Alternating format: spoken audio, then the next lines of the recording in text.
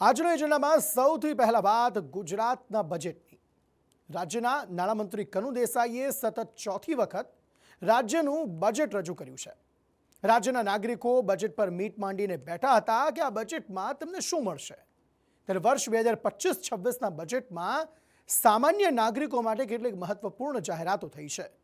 કોના માટે શું જાહેરાત થઈ જોઈએ આ સ્પેશિયલ રિપોર્ટમાં। વિકસિત ગુજરાત 2047 થકી વિકસિત ભારત 2047નું નિર્માણ કરવા વિકાસના 5 સ્તંભ એટલે કે સામાજિક સુરક્ષા, માનવ સંશોધન વિકાસ, આંતર માળખાકીય સુવિધાઓ, આર્થિક પ્રવૃત્તિનો વિકાસ અને ગ્રીન ગ્રોથ પર આધારિત વર્ષ 2025-26નું ગ્રીન ગ્રોથ પર આધારિત રૂપિયા 3,70,250 કરોડનું વિક્રમી અંદાજપત્ર સન્માનીય ગૃહ સમક્ષ રજૂ કરું છું। રાજ્ય સરકારનું વર્ષ 2025-26નું બજેટ રજૂ થઈ ચૂક્યું છે। નાણામંત્રી કનુ દેસાઈએ 3,70,250 કરોડનું બજેટ રજૂ કર્યું છે। આ બજેટમાં સરકારે રોજગારી, મહિલા, યુવા, કૃષિ દરેક વિભાગને ધ્યાનમાં રાખી ઘણી મોટી જાહેરાતો કરી છે। રાજ્યના નાગરિકોને મળેલા સારા સમાચારની વાત કરીએ તો પોતાનું ઘર લેવાનું સપનું જોતા લોકો માટે સરકારે ગુડ ન્યૂઝ આપ્યા છે। સરકારે આ વર્ષે 3 લાખથી વધુ આવાસો બનાવવાનું આયોજન કર્યું છે। તેમજ સબસિડીમાં 50,000 રૂપિયાનો વધારો કરાયો છે। જગતના તાત માટે સરકારે આ વખતે શું મહત્વની જાહેરાત કરી તેની વાત કરીએ તો કિસાન ક્રેડિટ કાર્ડમાં ધિરાણની મર્યાદા 3 લાખથી વધારીને 5 લાખ કરાઈ છે। આ સાથે ટ્રેક્ટર ખરીદીની સહાયમાં 1 લાખનો વધારો કરાયો છે। સરકારે આપેલી રાહતથી ખેડૂતો ખુશ તો છે, પણ તેઓને અપેક્ષા થોડી વધારે હતી। ખેડૂતો કહી રહ્યા છે કે તેઓને પશુપાલનમાં પણ મોટી રાહતની અપેક્ષા હતી।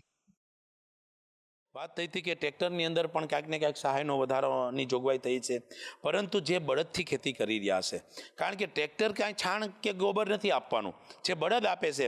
દેશના વડાપ્રધાન નરેન્દ્ર મોદી સાહેબનું પણ સપનું છે કે ઓર્ગેનિક ખેતી થવી જોઈએ, રાસાયણિક ખેતી મુક્ત રાસાયણિક ખેતી થવી જોઈએ।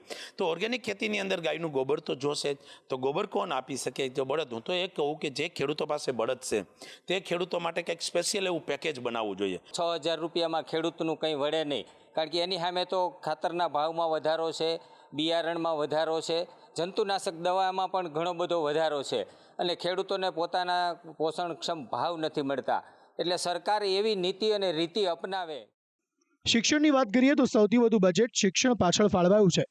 શિક્ષણ માટે 59,999 કરોડની જોગવાઈ કરાઈ છે, જેમાં એલડી સહિત 6 કોલેજોમાં એઆઈ લેબ બનાવાશે। તો 10 જિલ્લામાં 20 સ્થળોએ સમરસ કુમાર અને કન્યા છાત્રાલય બનશે। યુવા અને રોજગારીની વાત કરીએ તો સરકારે 5 લાખ નવી રોજગારી ઊભી કરવાની જાહેરાત કરી છે। આ સાથે ટૂંક સમયમાં 14,000 પોલીસ કોન્સ્ટેબલની ભરતી થશે તેની પણ માહિતી આપી। આ સાથે સાયબર ફ્રોડ રોકવા માટે સાયબર સેન્ટર ઓફ એક્સલન્સ બનાવવામાં આવશે અને ગુજરાતના તમામ જિલ્લાની અંદર સાયબર ફોરેન્સિક લેબ બનશે। મહિલાઓ માટે આ બજેટમાં શું છે તેની વાત કરીએ તો લખપતિ દીદી યોજના હેઠળ વગર વ્યાજે લોન મળશે, તેમજ સખી સાહસ યોજનાની જાહેરાત કરવામાં આવી છે। આ સાથે હવે નાગરિકોને મળેલી સીધી રાહતની વાત કરીએ તો સરકારે સ્ટેમ્પ ડ્યુટીમાં પણ મોટી રાહત આપી છે। સરેરાશ વાર્ષિક ભાડા પર 1% સ્ટેમ્પ ડ્યુટીમાં રાહત આપી છે, એટલે કે રહેણાંક મકાન માટે 500 અને વાણિજ્ય માટે 1,000 સ્ટેમ્પ ડ્યુટી લેવાશે। ગિરોખત પરની સ્ટેમ્પ ડ્યુટીમાં 1 કરોડ સુધીની મિલકત પર મહત્તમ 5,000ની સ્ટેમ્પ ડ્યુટી ભરવાની રહેશે। આ સાથે રાજ્યમાં નવા 2 એક્સપ્રેસ વે બનશે। બનાસકાંઠાને સૌરાષ્ટ્રના દરિયાકાંઠાથી જોડતા ડીસાથી પીપાવાવ રસ્તાને નમો શક્તિ એક્સપ્રેસ વે અને અમદાવાદથી રાજકોટને જોડતા એક્સપ્રેસ વેનું એક્સટેન્શન દ્વારકા સોમનાથ કરાશે, જેને સોમનાથ દ્વારકા એક્સપ્રેસ તરીકે વિકસાવવામાં આવશે। વિધાનસભામાં રજૂ થયેલ બજેટ પર રાજ્યના મુખ્યમંત્રીએ નિવેદન આપ્યું છે કે આ વખતનું બજેટ નાગરિકો માટે કોઈ વધારાના કરના ભારણ વગરનું બજેટ છે। વિકસિત ગુજરાતનું મિશન જન કલ્યાણની પ્રતિબદ્ધતા દર્શાવતું બજેટ આજે નાણામંત્રી શ્રી કનુભાઈ દેસાઈએ વિધાનસભામાં રજૂ કર્યું છે। નાગરિકોના માથે કોઈ પણ નવા કરનું ભારણ નાખ્યા વગર રાજ્યના વિકાસની નવી ઊંચાઈઓ સર કરનારું આ વિઝનરી બજેટ છે। પ્રવક્તા મંત્રી ઋષિકેશ પટેલે સંદેશ ન્યૂઝ સાથેની ખાસ વાતચીતમાં જણાવ્યું કે સમાજના તમામ વર્ગોનું ધ્યાન રાખતું આ બજેટ છે.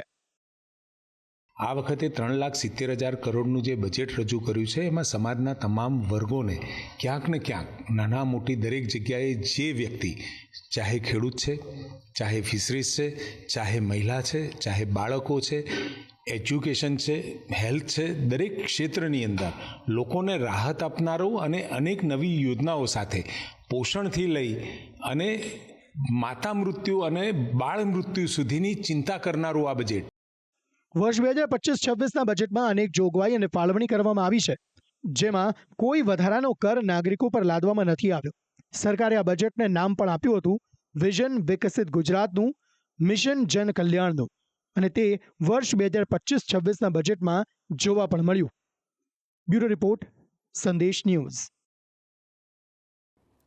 અમદાવાદના વિરમગામમાં થયેલા ડાંગર કૌભાંડ મુખ્ય આરોપી આખરે ઝડપાઈ ચૂક્યો છે. મુખ્ય આરોપી સુફિયાન મંડલીને પોલીસે અમદાવાદના જુહાપુરાથી પકડી લીધો, જે છેલ્લા કેટલાક દિવસોથી પોલીસને હાથ તાળી આપી રહ્યો હતો. જોકે હજી ડાંગર કૌભાંડના 3 આરોપીઓ ફરાર છે. ત્યારે સુફિયાન મંડલી અને તેના સાગરીતોએ કેવી રીતે આચર્યું આટલું મોટું કૌભાંડ, કેવી રીતે રાજ્યના ખેડૂતો અને સરકારી તિજોરીને નુકસાન પહોંચાડ્યું, જોઈએ આ રિપોર્ટમાં. કે અમારા જે બાકીના પૈસા છે એનું ચૂકવણું સત્વરે કરે. હજુ સુધી ખેડૂત 300 ખેડૂતોને વળતર પૂરતા પૈસા પાછા મળ્યા નથી. સરકાર ખેડૂતોની જુદી જુદી જણસની ટેકાના ભાવે ખરીદી કરે છે. આવી જ રીતે 1 થી 1.5 વર્ષ પહેલા સરકારે ડાંગરના ખેડૂતો પાસેથી ટેકાના ભાવે ડાંગરની ખરીદી શરૂ કરી હતી. જોકે વિરમગામના ખરીદ કેન્દ્ર પર આ ખરીદીમાં મોટા પાયે ગોલમાલ થઈ હતી. વિરમગામમાં 20 નવેમ્બરથી 31 ડિસેમ્બર 2023 સુધી ખેડૂતો પાસેથી ટેકાના ભાવે ખરીદી કરાઈ હતી. સરકારી ચોપડે 3,35,524 ડાંગરના કટાની ખરીદી દર્શાવાઈ હતી. જોકે મામલતદારે સ્થળ તપાસ કરતા માલુમ પડ્યું કે ગોડાઉનમાં 2,24,609 કટા પડ્યા છે, એટલે કે 90,915 કટા ડાંગરની ખરીદી વધુ બતાવવામાં આવી હતી. ગાયબ થયેલા ડાંગરના જથ્થાની કિંમત 3,76,00,000 આસપાસ થાય છે. આ ટેકાના ભાવે કુલ 1,221 ખેડૂતોએ ડાંગરનું વેચાણ કર્યું હતું, જે પૈકી 927 ખેડૂતોને પૈસા ચૂકવવામાં આવ્યા હતા, જ્યારે 294 ખેડૂતોને હજુ સુધી નાણાં નથી ચૂકવાયા, જેને લઈને ખેડૂતોમાં પણ રોષ જોવા મળી રહ્યો છે. ડાંગરની ખરીદીમાં કૌભાંડ ખુલતા વિરમગામના મામલતદારે 31 ડિસેમ્બરના રોજ 7 લોકો સામે પોલીસ ફરિયાદ નોંધાવી હતી, જેમાં ખરીદ અધિકારી MS ઠાકોર, તત્કાલીન godown manager Jitendra Parmar, DSD ઇજારેદાર Sufiyan Mandli, agriculture apprentice Ajay Chaudhari, agriculture apprentice Vikram Chaudhari, AG next grader એજન્સીનો કર્મચારી અજય મહિડા અને જયંત ઠાકોર સામેલ છે. તપાસ શરૂ કરાઈ તો માલુમ પડ્યું કે આ કૌભાંડનો માસ્ટરમાઇન્ડ સુફિયાન મંડલી છે, જેને ખરીદીનો કોન્ટ્રાક્ટ આપવામાં આવ્યો હતો, અને તે વિરમગામ ભાજપનો નેતા છે. જોકે કૌભાંડ ખુલતા તેને સસ્પેન્ડ કરી દેવામાં આવ્યો. કૌભાંડના મુખ્ય આરોપી સુફિયાન મંડલી સાથે હાર્દિક પટેલના ફોટો વાયરલ થયા હતા, જેના કારણે હાર્દિક સામે પણ લોકોમાં નારાજગી ફેલાઈ. જોકે પોલીસ ફરિયાદ બાદ પણ સુફિયાન મંડલીનો ગુજરાત રાજ્ય નાગરિક પુરવઠા નિગમમાં પરિવહનનો કોન્ટ્રાક્ટ ચાલુ હતો, જેની માહિતી સામે આવતા તેનો કોન્ટ્રાક્ટ કાયમી રદ કરી દેવાયો છે. જોકે હવે લાંબા સમયથી નાસ્તો ફરતો આરોપી સુફિયાન મંડલી પોલીસ પકડમાં આવી ચૂક્યો છે. પોલીસે સુફિયાન મંડલીને અમદાવાદના જુહાપુરાથી ઝડપી પાડ્યો. પોલીસને મોટી સફળતા તો મળી, પરંતુ હજુ પોલીસના હાથે 4 આરોપી જ લાગ્યા છે, જ્યારે ફરિયાદ 7 સામે નોંધાઈ હતી, એટલે હજુ 3 આરોપીઓ ફરાર છે. જોકે વિરમગામના ખેડૂતો 1 વર્ષથી બાકી ચૂકવણાને લઈને આક્રમક બન્યા છે. 1 વર્ષમાં અનેક ખેડૂતોએ રેલી યોજીને મામલતદાર અને નાયબ કલેક્ટરને આવેદનપત્ર આપ્યું. ખેડૂતોએ ડાંગરના રૂપિયા ઝડપી મળે તે માટે સ્થાનિક તંત્રથી લઈને સરકાર સુધી રજૂઆત કરી છે. અમે ટેકાના ભાવે 2023માં ડાંગર નાખી હતી બધા ખેડૂતોએ, એમાંથી 140 જેવા ખેડૂતોને ડાંગરના પૈસા આવેલા નથી.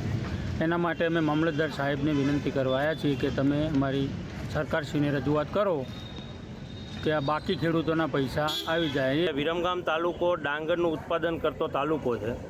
અમારે અધિકારીઓ, ગ્રામ સેવક, તલાટી બધા ખેતરે GPSથી પણ સર્વે કરી ગયા છે. પછી પંચાયતમાં આવીને અમારા પેલા સહીને એવું બધું લઈ ગયા છે. અમે દરેક પ્રકારનો સહયોગ આપ્યો છે. તો સરકારશ્રીને વિનંતી કે અમારા જે બાકીના પૈસા છે એનું ચૂકવણું સત્વરે કરે. બુધવારના રોજ વિરમગામના ખેડૂતો વિધાનસભાની બહાર પોસ્ટર સાથે પહોંચ્યા હતા, જેમાં ખેડૂતોના હાથમાં પોસ્ટર્સ હતા કે બંટી બબલી અને સુફિયાન મંડલીનો નાર્કો ટેસ્ટ કરો, નેતાજી ખેડૂતોની ડાંગર ખાઈ ગયા, નેતાજીના પત્નીના એક્ટિવાની તપાસ કરો. ખેડૂતો ટેકાના ભાવે ડાંગર નાસી છે અને એમાં ગોભાના ચોરમાં હજુ સુધી ખેડૂત 300 ખેડૂતોને વળતર પૂરતા પૈસા પાછા મળ્યા નથી. વળતા નથી, અમારા હકના પૈસા છે. તો સમગ્ર મામલે વિરમગામના ધારાસભ્ય હાર્દિક પટેલને સવાલ પૂછાતા તેમણે જવાબ આપ્યો કે ખેડૂતોનો ગુસ્સો વ્યાજબી છે. પોલીસે મુખ્ય આરોપીની ધરપકડ કરી છે, જેની સામે કોંગ્રેસ નેતા મનહર પટેલ કહી રહ્યા છે કે આરોપીનું છોડો, ગરીબ ખેડૂતોના પૈસા ચૂકવી દો. ખેડૂતો વગર કામના હેરાન થઈ રહ્યા છે. ડાંગરની ખરીદી જ્યારે પણ થઈ એ પુરવઠા વિભાગ દ્વારા ખરીદી કરવામાં આવે છે અને પુરવઠા વિભાગ દ્વારા જે ડાંગરની ખરીદી કરવામાં આવી એમાં ખૂબ મોટા પ્રમાણમાં ઘટ પણ જોવા મળેલી છે. હવે સ્વાભાવિક છે, જે ખેડૂતોએ ડાંગર નાખ્યું હોય એમને પૈસા ન મળ્યા હોય તો એ વિરોધ કરતા જ હોય અને એ લોકો જે વિરોધ કરે છે વ્યાજબી વિરોધ છે. કોઈ સુફિયાન મંડલી નામના ભ્રષ્ટ લોકોના મોઢા જોઈને વિરમગામ દેત્રોજને માંડલના ખેડૂતોએ ડાંગર નથી વેચી. માત્ર ભાજપાની સરકાર ઉપર ભરોસો મૂકી અને ડાંગર વેચી છે અને ભાજપાની સરકાર એને ડાંગરનો ભાવ આપતી નથી. અમારી ફરી ફરીને લાગણીને માંગણી છે, જે ખેડૂતોએ તમને ડાંગર આપી છે, વેચી છે, એને તમે પૈસા આપો. મહત્વનું છે કે એક તરફ રાજ્ય સરકાર ભ્રષ્ટાચાર નિર્મૂલનના બણગા ફૂંકી રહી છે અને બીજી બાજુ તપાસ ઢીલી ચાલી રહી હોવાના આરોપ થઈ રહ્યા છે. એટલું જ નહીં, ભાજપના મોટા માથાઓની સંડોવણી હોવાની આશંકા પણ વ્યક્ત કરાઈ રહી છે, જેને લઈને આ મુદ્દો રાજ્યભરમાં ગાજી રહ્યો છે. જેમાં હવે મુખ્ય આરોપી સુફિયાન મંડલી શું મોટા ખુલાસા કરે છે, આ કૌભાંડમાં અન્ય કોના કોના નામ ખુલે છે તે જોવું રહ્યું. બ્યુરો રિપોર્ટ, સંદેશ ન્યૂઝ. ગીર સોમનાથમાં ફરી એકવાર લૂંટ અને ગજનીની ચર્ચા થવા લાગી છે. પૂર્વ સાંસદ દિનુ સોલંકીએ આરોપ મૂક્યો કે જેવી રીતે ગજનીએ સોમનાથને લૂંટ્યું હતું તેવી રીતે હાલના કલેક્ટર દિગ્વિજયસિંહ જાડેજા ભ્રષ્ટાચાર કરી સોમનાથને લૂંટી રહ્યા છે. પૂર્વ સાંસદ દિનુ સોલંકીએ કલેક્ટર ભ્રષ્ટાચારી તેને ગણાવ્યો અને તેમની પાસે 100 કરોડની મિલકત હોવાનો પણ દાવો કર્યો. પણ કેમ દિનુ સોલંકી કલેક્ટર સામે પડ્યા? શું છે પડદા પાછળની અસલી કહાની? જોઈએ આ રિપોર્ટ. પૂર્વ સાંસદ દિનુ સોલંકી અને ગીર સોમનાથ કલેક્ટર વચ્ચેનો વિવાદ રાજ્યભરમાં ચર્ચામાં આવ્યો છે. ગીર સોમનાથના કલેક્ટર દિગ્વિજયસિંહ જાડેજાની છાપ કડક અધિકારી તરીકેની હતી. દિગ્વિજયસિંહ જાડેજાના અધિકારીઓને ખખડાવતા અનેક વિડીયો તમને સોશિયલ મીડિયામાં મળી જશે. પરંતુ હવે પૂર્વ સાંસદ દિનુ સોલંકીએ કલેક્ટર દિગ્વિજયસિંહ જાડેજાને ભ્રષ્ટાચારી ગણાવી તેમની કડક અધિકારીની છબીને ધૂળધાણી કરી નાખી છે. પૂર્વ સાંસદ દિનુ સોલંકીએ કલેક્ટર દિગ્વિજયસિંહ જાડેજા સામે ગંભીર એવા ભ્રષ્ટાચારના આરોપ લગાવ્યા છે. આજે રાજકોટમાં પ્રેસ કોન્ફરન્સ કરી દિનુ સોલંકીએ આરોપ લગાવ્યો કે કલેક્ટરે 100 કરોડની મિલકતો ભેગી કરી છે. રાજકોટમાં ન્યારી ડેમના કિનારે બનેલું 20 કરોડનું ફાર્મ હાઉસ નિયમો વિરુદ્ધ બાંધકામ કરીને બનાવ્યું છે. ભ્રષ્ટાચારના આરોપો લગાવતા દિનુ સોલંકી કહી રહ્યા છે કે દિગ્વિજયસિંહે ગરીબ લોકોના ઘર તોડ્યા છે, જેના કારણે અમે તેમની સામે આવ્યા છીએ. ગીર સોમનાથની જિલ્લામાં ગરીબોના મકાનો, ગરીબોના ઝૂંપડાઓ, ગરીબોના ખેતરો પોતાનો સત્તાનો ગેરઉપયોગ કરીને ઉજાડી રહ્યા છે, ત્યારે ત્યાંની પ્રજાએ અમારી પાસે માહિતી આપી કે આ લોકો આવી રીતે અહીંયા રાજકોટમાં રહે છે. અમારી આજની રજૂઆત ન્યારી ડેમના કિનારો પર આવેલું આદિરાજ ફાર્મ, જેની માલિકી આ ગીર સોમનાથ કલેક્ટરની છે, આ ફાર્મની અત્યારે રાજકોટની બજાર ભાવ પ્રમાણે ઓછામાં ઓછી 20 કરોડ રૂપિયાની કિંમતનું આ ફાર્મ હાઉસ છે. આ ફાર્મ હાઉસ સંપૂર્ણપણે અમારી દ્રષ્ટિએ નિયમ વિરુદ્ધનું બાંધકામ છે અને જ્યારે આ જ અધિકારી અહીંયા રાજકોટમાં જ્યારે રૂડામાં હતા ત્યારે હું આપને પ્રશ્ન પૂછું છું આ માધ્યમ દ્વારા કે જે માણસ પોતે જે સંસ્થામાં નોકરી કરતા હોય એ પોતાની મંજૂરી આપી શકે? મારી પાસે માહિતી છે કે રૂડામાં હતા ત્યારે જ એમના ફાર્મ હાઉસની નિર્માણ કરવાની મંજૂરીઓ લીધી છે એણે. જોકે આ વિવાદ આજે નથી શરૂ થયો. 18 ફેબ્રુઆરીના રોજ સ્થાનિક સ્વરાજના પરિણામો જાહેર થયા, જેમાં કોડીનાર નગરપાલિકામાં ભાજપની ભવ્ય જીત થઈ. ભાજપની જીત બાદ વિજયી ઉમેદવારનું સરઘસ કાઢવામાં આવ્યું હતું અને એક સભા પણ યોજાઈ હતી, જેમાં દિનુ સોલંકીએ ગીર સોમનાથ કલેક્ટર પર વાક પ્રહાર કરતા એક રીતનો તેમનો ઉધડો લઈ લીધો હતો. જેટલા ભ્રષ્ટાચારના આ જિલ્લાને લૂંટવાના જેટલા ભાઈએ કારનામા કર્યા છે એની હું જાહેર મંચ ઉપરથી ગુજરાત સરકાર પાસે હું માંગુ છું કે આની તપાસ થવી જોઈએ અને કોઈ પણ અધિકારી જો ભ્રષ્ટાચારમાં રતપ્રત હોય એની સામે અમે તપાસ માંગીએ છીએ. આ સોમનાથ ગીર સોમનાથ જિલ્લાના કલેક્ટર દિગ્વિજયસિંહ જાડેજા માટે અમે તપાસ માંગીએ છીએ. એનાથી જે પણ કાયદાથી થતું હોય મારી પર કરે, મને વાંધો નથી, પણ હું પ્રજાનો પ્રતિનિધિ છું અને પ્રજાએ મને ચૂંટ્યો છે. મારે ચોક્કસપણે કહેવું છે કે મારે મારા ઉપર પણ જોખમ લઈને જે કરવું પડે પ્રજા માટે હું કરીશ. જે બાદ સ્પષ્ટ થઈ ગયું કે હવે ગીર સોમનાથમાં કંઈક નવાજૂની થશે અને આજે દિનુ સોલંકીએ પોતાની પાસે પુરાવો હોવાનું કહી વિજિલન્સ, એસીબી અને સીબીઆઈમાં ફરિયાદની તૈયારી બતાવી છે. પણ એકાએક પૂર્વ સાંસદ દિનુ સોલંકીને કલેક્ટર ભ્રષ્ટાચારી હોવાનું ભાન થતા અનેક સવાલો ઉઠ્યા છે કે આવું કેમ? કલેક્ટર ભ્રષ્ટાચારી હતા તો આની પહેલા દિનુ સોલંકી કેમ ન બોલ્યા અને હવે કેમ તેની સામે પડ્યા છે? લોકોના મનમાં આવા ઘણા સવાલો ઉઠી રહ્યા છે. તો આવા ઘણા સવાલો પરથી પડદો ઉચક્યો છે ગીર સોમનાથ જિલ્લાના કોંગ્રેસ પ્રમુખ કરસન બારડે. કરસન બારડ કહી રહ્યા છે કે દિનુ સોલંકી અને કલેક્ટર વચ્ચે વ્યક્તિગત વાંધો ઊભો થયો છે. દિનુ સોલંકીની પાંજરાપોળની જમીન ખાલસા કરતા તેમને વાંધો પડ્યો છે, એટલે તે કલેક્ટર પર આરોપ લગાવી રહ્યા છે.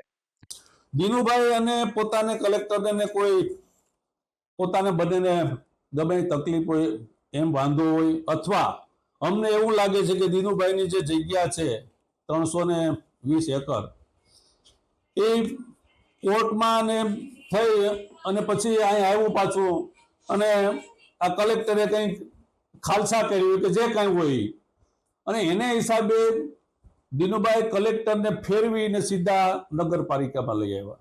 એ પાંજરાપોળની કોઈ જગ્યા લીધી એને અને એ જમીનનો કોઈ મુદ્દો છે કલેક્ટર બંને વચ્ચે. દિનુ સોલંકી અને કલેક્ટર વચ્ચે વ્યક્તિગત વાંધો ભલે હોય, પણ તેમણે લગાવેલા આરોપો ખૂબ ગંભીર છે, જે જોતા સમગ્ર મામલાની તપાસની માંગ ઉઠી છે. લોકોના મનમાં સવાલો થઈ રહ્યા છે કે શું ખરેખર કલેક્ટર દિગ્વિજયસિંહ જાડેજાએ 100 કરોડની મિલકત ભેગી કરી છે? શું ખરેખર તેમનું આટલું મોટું ફાર્મ હાઉસ ગેરકાયદે બાંધેલું છે? લોકોના મનમાં સવાલો ઘણા છે, ત્યારે આ સવાલોના જવાબ તપાસ બાદ જ મળી શકે તેમ છે. બ્યુરો રિપોર્ટ, સંદેશ ન્યૂઝ.